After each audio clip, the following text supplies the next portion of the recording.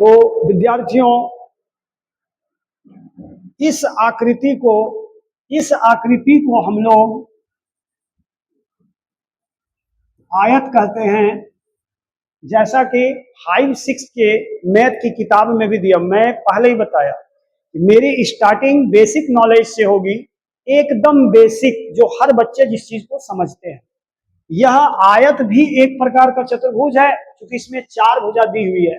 सबसे पहले तो मैं ये बता दूं कि जैसे 6 के बच्चे को इसमें क्या पढ़ना है, तो 6 के बच्चे को इसमें आयत की परिमिति कहीं से भी एक आप नाम दे दीजिए, ABCD।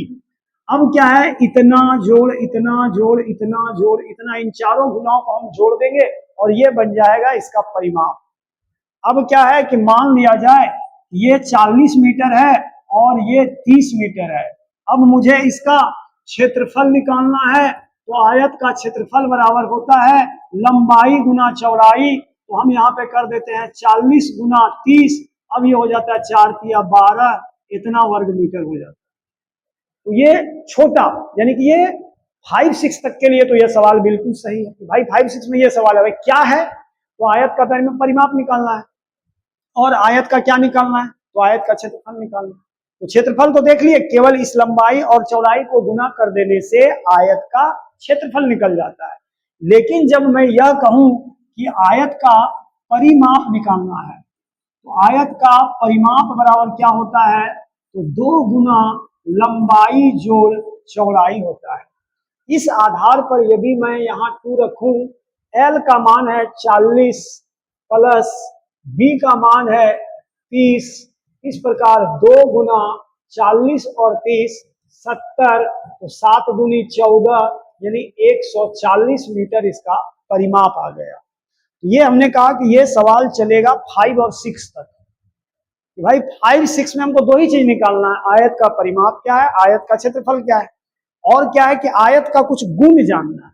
आयत में कौन कौन से गुण होते हैं, तो ऐसा तो पढ़ने के बाद ऐसा पता चलता है कि आयत के आमने सामने की भुजा, ये भुजा और ये भुजा जो है वो समान लंबाई के, फिर ये भुजा और ये भुजा जो है वो समान लंबाई के हैं।